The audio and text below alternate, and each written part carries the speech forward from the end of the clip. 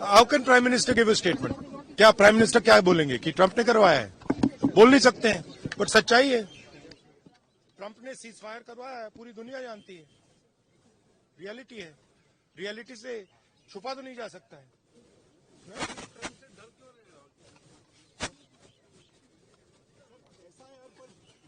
तो और ये सिर्फ सीज फायर की बात नहीं है, बहुत बड़े प्रॉब्लम्स हैं जो हम डिस्कस करना चाहते हैं।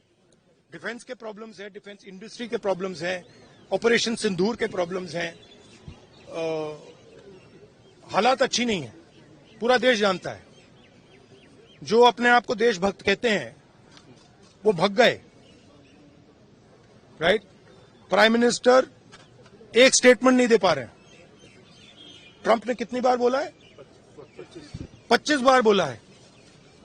ट्रंप ने 25 बार बोला है कि मैंने सीज फायर करवाया। ट्रंप कौन होता है सीज फायर कराने का? उसका काम थोड़ी है।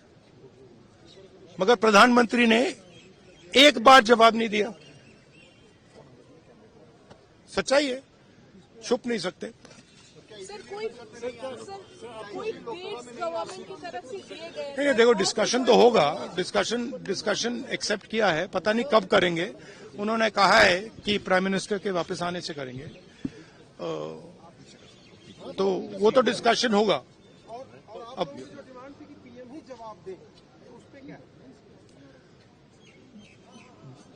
देंगे, बट पीएम का जवाब तो चल रहा है ना, ऑनगोइंग जवाब है।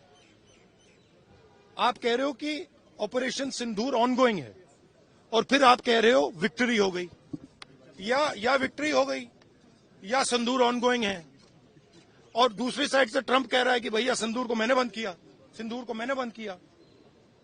25 बार बोला है, तो कुछ ना कुछ तो दाल में काला है ना। सर, फॉरेन पॉलिसी आपको नहीं लगता, क्योंकि फॉरेन पॉलिसी आपको नहीं लगता सर, क्योंकि हमारे यहाँ जब हम ये बात पूरे वर्ल्ड में रखने गए, फोरम पे गए, कई जो देश है उनको गिनती पे गिना जा सकता जो हमारे साथ आए, लेकिन नहीं, गिनती पे भी नहीं गिना जा सकता। किसने सपोर्ट किया? किसी ने भी। हमारी फॉरेन पॉलिसी की इन्होंने धज्जियां उड़ा दी हैं, किसी ने हमें सपोर्ट नहीं किया, किसी ने नहीं किया। Thank you. That is another issue which is as important. सिर्फ 52 लाख की बात नहीं है, सिर्फ बिहार की बात नहीं है। महाराष्ट्र में इन्होंने चीटिंग की। हमने सवाल पूछे इलेक्शन कमीशन से, वोटर लिस्ट दिखाइए। इन्होंने वोटर लिस्ट नहीं दिखाई। हमने कहा कि वीडियोग्राफी दिखा दीजिए, वीडियोग्राफी का कानून बदल दिया। 1 करोड़ नए वोटर्स आए थे महाराष्ट्र में और इलेक्शन चोरी किया। ठीक है, कर्नाटक में हमने रिसर्च की है थोड़ी, कर्नाटक में हमने भयंकर चोरी पकड़ी है। मैं ब्लैक एंड व्हाइट में आपको दिखाऊंगा, इलेक्शन कमीशन को दिखाऊंगा, ठीक है, ब्लैक एंड व्हाइट में कि कैसे चोरी की जाती है, कहां की जाती है। कर्नाटक में ब्लैक एंड व्हाइट में है हमारे हाथ में, ठीक है, ब्लैक एंड व्हाइट, ठीक है। और यही काम इनको पता लग गया है कि इनका जो गेम है हम समझ गए हैं। एक सेकंड, हाँ, लोकसभा चुनाव की बात है।